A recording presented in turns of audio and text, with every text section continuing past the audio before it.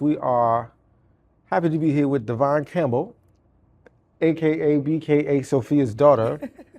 We are in the Robeson Gallery at Express Newark with a live studio audience.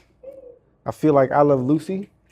I know. And we're gonna talk a little bit. Okay. Yeah, how you doing? I'm doing great. It's been a good week. How are you? Oh, I'm happy to hear that. Thank you. You don't hear that often, so yeah, I'm very happy to hear that. I don't say that often. Okay. So. All right. Yeah. I'm Tehsuan Glover, by the way, just in case that matters. That's important. Yeah. Yeah. Yeah, you had a good week. Good, good. So this is called the Sofa Salon, sans sofa. Okay. We made a last minute change to bring in these chairs Individual instead of the sofas. sofa, but nonetheless, we're gonna just sit and kick it, talk for a few minutes, and then you're gonna sing for us, yeah? Okay. Yeah. So we're talking about music, we're talking about art, we're talking about you as an artist, talking about you as a human, and we're talking about Newark, right? Yeah. So, question for you, do you remember your first favorite song? My first favorite song was Silent Night. Silent Night, really? Mm-hmm. It's the first song my mama taught me. Yeah. And then I was singing it all the time. Okay. Oh, Yeah. and what age is this? 4. 4 years old singing. That's like the cutest thing in the world. Yeah. Yeah. That's my Silent favorite Night. thing to sing. Yeah, I love that. I love that. And then when did you start to sing? Really, after that moment, I mean, everyone sang in the house with music. We had like the 6-track CD player, blasting it, hairbrush. Yeah. But after that, I wanted my mom to teach me more and more songs. Right. And then my grandma was always singing something in Creole or French because she's a deaconess. So Okay. she was always on the prayer line, Yes. like leading some sort of digital choir. And I'd just be like, well, everybody's singing, why not me? Yeah. Yeah. Why not? That's how this started, was sing. why not me? Yeah, Wow. because it felt like there were designated times. Like if my grandma was singing, it was Yeah. on the ligne de prière. Right. And then if my mom was singing at all, it was just because she was happy. Like if she was like cooking for us or she was showering.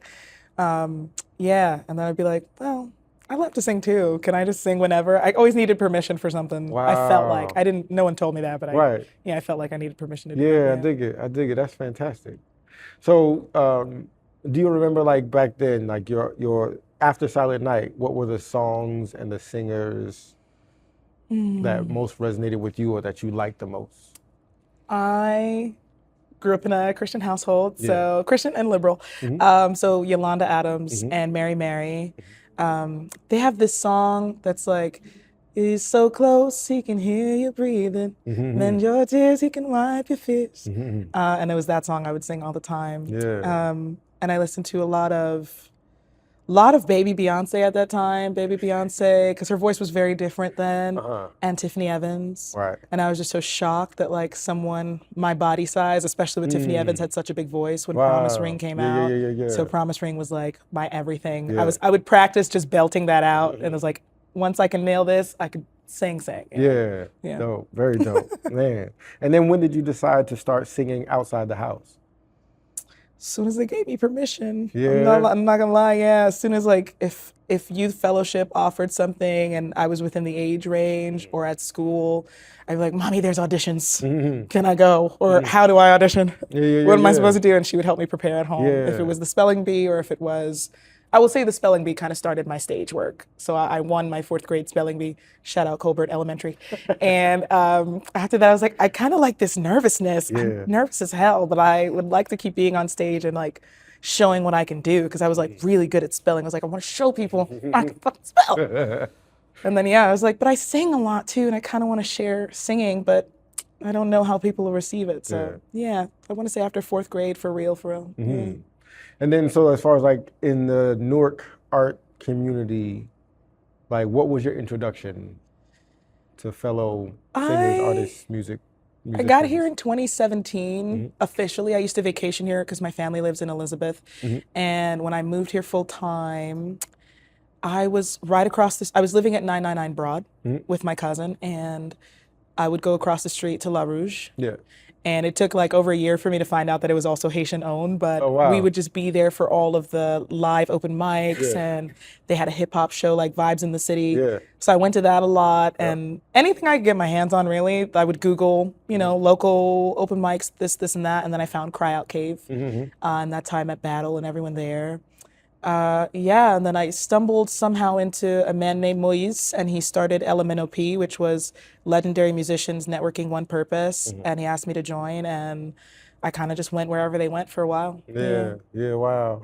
You know, we talk about Newark, especially when we're talking about memories and we talk about places and the things that happen in those places. And sometimes a place is an intersection, like sometimes it's just Broad and Market or Market and Halsey, and something happened there. And sometimes a place is a park, and sometimes a place is the library or the museum, or, you know, Library, the Coffee Cave or Cry Out Cave, or, you know, all these places. What are some of your favorite places when you remember Newark since 2017? Oh my God, some of them are gone now, but I definitely loved going to the jazz shows at the Newark Public Library. That's another space that gave me a stage. And most recently, Daryl Stewart did Broadway in the Bricks, and it was so beautiful. Does food count? Am I allowed to say food spaces? Always. Okay. Vonda's. I used to live so close to that. My waist was full of hush puppies. There was this little brunch hole in the wall called Sugar Daddy's. Yes. And it's not there anymore, but man, somebody's uncle would come and be like, y'all need somebody to pop this Prosecco? And then you'd get like steak or salmon and eggs. And it was welcome for babies. It was a good place. And I think it was on Halsey Street as well. Yeah, Halsey and Brentford. Yep, Halsey Co. Shout out to Simon and them. It was the first space that was kind of eclectic, you know, weirdos loving to congregate and share business in the way that you felt comfortable. Like everybody had a little product, or if performance was your thing, they just opened their space. And right now it's underneath it is Bunker, and right next to it's Just Fish, but that used to be Halsey Co. and 27 Mix. Also not here anymore. Right. Yeah. Everywhere in Newark. Oh my goodness. Yeah, wow. Do you remember like some of the first, like you mentioned, obviously Cry Out Cave, and but as far as the artists that you first met when you first came as an artist, as a singer here, who were you in the mix with? And who are you in the mix with now? Yeah, when I first came here, I was really gung-ho on doing full-time art. So I joined the Newark Arts Festival almost immediately, and my mentor for my location was Armisi Smith, incredible Black woman whose art changed my perspective immediately, almost like she does this multimedia wood and everything. Incredible, but how she carried herself and how she spoke to us as up-and-coming artists. It was so respectful and so elevating in a way. Oh, I'm not gonna cry. But she kind of just made me feel like I had a right to be here. And she was just so calming, but so confident. And she was just like, I mean, you applied and you're here. So don't stand here like you're nervous. Be here like you have something to say. And at the time I was missing my friends and my mentor in Florida. And she was just so impactful. And at the same time I met Rocky's Rain. I met him through LMNOP. I met Isaiah Little around that time. I met John Evers, the Art and Prozac people. Janetta and I kind of crossed paths a lot, but we didn't get close until like more recent years. But every time we had like similar performances in like a door down, or even in the same space, it'd be like, oh, I just performed. Yami, she's an incredible performer, but also a community leader. Glenay, someone I've recently gotten so close to. Her family is like full of musicians, and she's such a talented person herself. God, I've met so many people. AJ Williams, Hayes. I met him through nonprofit work though. I met him as Shane. Hayes, through Newark Thrives and stuff. Most of the artists in our community are also community professionals. So everybody that I know as an artist, I kind of met at work and then after work. Yeah, that's a beautiful thing, I think, about artists in general, and is absolutely evident here in Newark, where artists aren't hermits outside of the performance. Like, you will bump into each other, you know what I mean, on the street or at the store or wherever, you know what I mean, and commonly, like consistently. All the time. You know what I mean? Yeah. And like I bumped into you in the community well before I ever heard you sing. Like I saw you a lot. I remember you before were heard shocked sing. the first time. You were like, Yes. you sing? Right. Wow. Right. And it's like, and everybody else knew it. Yeah. And I felt like I was the only one that didn't know. So, you know, I'm glad I found out. Thank you. You know what I mean? I'm glad you found out too. Yeah. 'Cause Yeah. But for you as an artist, like who are some of the artists that have influenced you and how? Quincy Jones. What is it about Quincy? Yeah. First and foremost, I feel like my gravitation toward the arts is academic based. Okay. And so I'm very attracted to people and thoughts who expand on the deeper meaning of things, because I think from a really young age, I've just always felt things deeply. And at that age, they usually tell you you're just too sensitive, you're too emotional. And then I would watch, you know, Quincy Jones talk about the origins of jazz in the depths of Africa, and that being the base of hip hop. And when I was listening to those genres, I kind of made those connections on my own, and I was like, am I crazy for thinking these things are connected? Right. And then for someone to break it down with confidence and really citations and musical reference, it just opened me up to so much. And then I had a project in my history class in elementary school as well, and I did the 1920s Renaissance. Broke my soul open. I found Josephine Baker. I found Ma Rainey. I found James Baldwin as a writer. I found all of these people and all of these instances of like Black creation happening while Black pain was occurring. And my brain was broken because I was like, I thought people were still like being discriminated against, but here's Josephine Baker being beautiful, and the white people are in the crowd, but they're also like at the office telling you drink from another fountain. And I was just like, that's kind of how I feel. Like Josephine Baker just took over my imagination, because her trajectory with going to France and being a spy and doing all this, I was like, that's a cool ass Black woman. I want that life. And then she was kind of the first person that showed like your kids can come from anywhere. And she adopted kids of all ethnicities well before there was an Angelina Jolie. And I think the 1920s really was my first rush of Black artists and artists in general that hit me hard. Yeah. So just for context, this conversation, this series is a part of a broader series. It's called Presence in Portrait. And the idea is to honor Paul Robeson and James Van Der Zee. So Paul Robeson, it's known that Paul Robeson attended Rutgers University, performing artist, as well as scholar, as well as athlete, and numerous other things. But what Paul Robeson expressed and represented was fantastic presence. Even whether it's in who he decided to be as an individual, or the roles that he took on in art and in theater. And then James Van Der Zee was a portrait photographer who actually had a studio in this building when the Hain building was Hain and Company, but as a department store, right? and then he went on to have a studio in Harlem, his standalone shop and whatnot, and that's what he's known for in the New York art scene. But he shot right here in this building, and I loved the idea of colliding those two, the idea of presence and portraiture, because there's something about capturing the presence when it happens. You know what I mean? And absolutely. You might not know this. Everybody doesn't know this, but I'm a photographer. So I have an affinity for portraiture. You know what I mean? I have an affinity for capturing a split second and then holding that split second in forever. Yeah. You know what I mean? But there has to be something present to capture.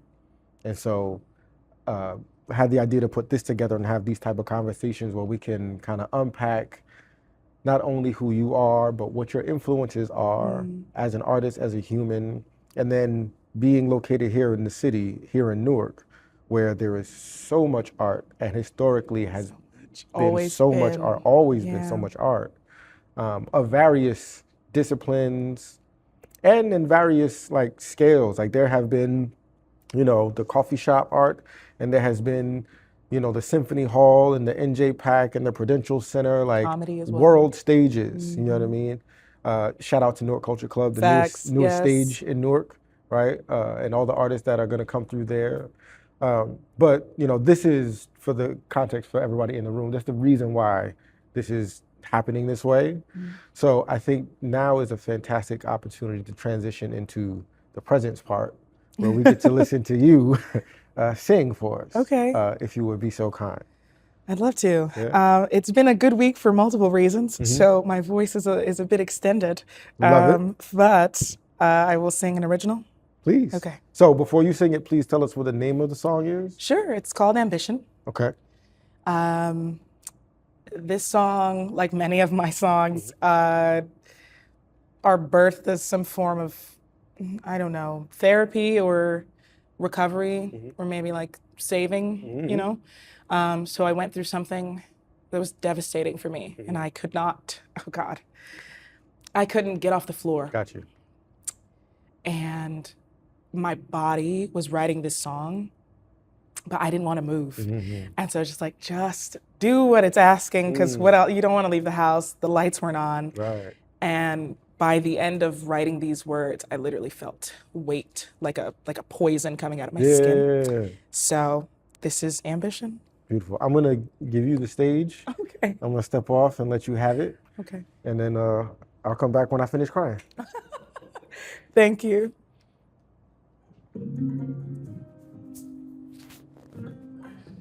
Ambition is a quiet, costly thing. In my solace, I remembered you can absolutely do anything you want when you're the boss. And I'm the boss. And you don't have to get in my building. You don't have to care what I say. You'll do everything I speak if you're sure you want to taste clarity. Ambition. You know, them boots fit a little better with a bit of blood in them. Experience like an emery board. My spirit tumbled and smoothed out till it couldn't take anymore. Had to brush up on the stories of the gods just to feel better. And the birds revealed that beauty like that is too clever clept. Only with record speed under your wingtips. And girl, you sing this. Oh, sweet girl, you sing this. California. Is this what aftermath feels like? California. Ain't you owed me some starry nights? Dying, changing, rotting, feeling inside. Spirit being seen of a landslide. Sunlight breathe me in, I know I'm alive. I thought I knew what I was chasing you for. Didn't know I'd lose my hand to the door. Crashed out so hard I should have called reinforcements. California. I became my worst enemy. California. Wish I could rewind time and let you see. Rewind time and let you be. Rewind time and let you see. Let you breathe. I'd give you your peace. California. I became my worst enemy.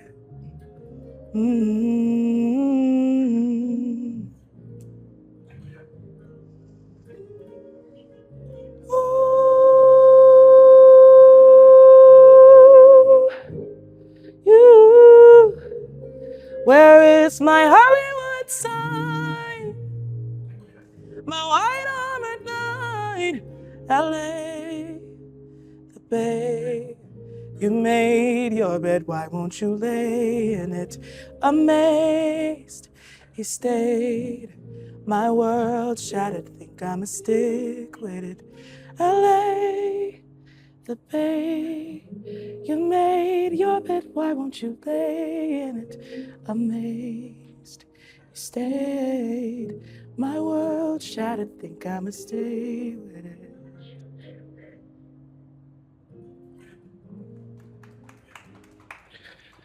So to close this out, I do want to ask a couple of things. Sure. First, when we find you on the internet, we find you as Sophia's daughter. SOPHIAS daughter _ Tell us about Sophia. Well, Sophia is the goddess of wisdom. And so as someone who, like I mentioned earlier, loves academia, I found that when my previous faith was failing me, and I found matriarchy in the form of God, and I found Sophia in Gnosticism. And my mother is my personal God. She's the reason that I can do everything that I am and continue to become. I'm blessed to have had such a spirit as a mother, and I know she was a spirit because she didn't have that much time on earth with us. And so her middle name is Sophia, and when I made that connection, I changed my name from being the vocab ventriloquist to being Sophia's daughter, because I felt in my personal life everything that was complicated and not that great while I was developing who I am as a person. I wanted to be known as myself. I wanted to be responsible for that. But at the time, while I was dealing with that internal conflict, everyone was always like, you're so beautiful. I love your shows. And I didn't feel good accepting it for me. And I was like, well, everything great about me comes from my mom. So that's how I made Sophia's daughter. I'm a daughter of wisdom and a daughter of Maggie, Sophia, Rainey, Exil. Yeah. Love it. If folks are going to find you in the near future performing anywhere, are you anywhere that folks will find you? Yeah, I have a monthly residency at the Newark Culture Club, 563 Newark Mayor Culture Kenneth Club. Gibson Boulevard. Hello. Every fourth Saturday of the month, 7 o'clock. And actually this Sunday I will be at the Atelier, New Jersey for Cultured Soul. I'll be doing poetry. I'm a featured poet for that event. And I'll be leaving for France in 2 months, 0.75, for my artist residency, where I'll be making something that I hope is my magnum opus, worthwhile of everyone's ears. Love it. And I pray that anybody who hears this can support me. You can find my fundraiser online. You can find tickets to my show online. You can find anything about where I'll be in the near future on my page. Love it. Before we go, does anybody in the room have a question for Divine or a comment for Divine? Say again? Not yet. Not yet. All right, well, we'll stand by. Okay. Thank you so very much. Thank you. I appreciate you. Love your life. Love you. Yeah. Thank you. Oh, also, this show is sponsored by Nina's All Naturals, and this is going to be a gift to you, body butter. Open it off camera. Yeah. So this is gift to you, Nina's All Naturals. Thank you. I love Signature lemongrass. whipped body butter. Oh, whipped. Yes, very whipped. Yes. Oh, well, thank you.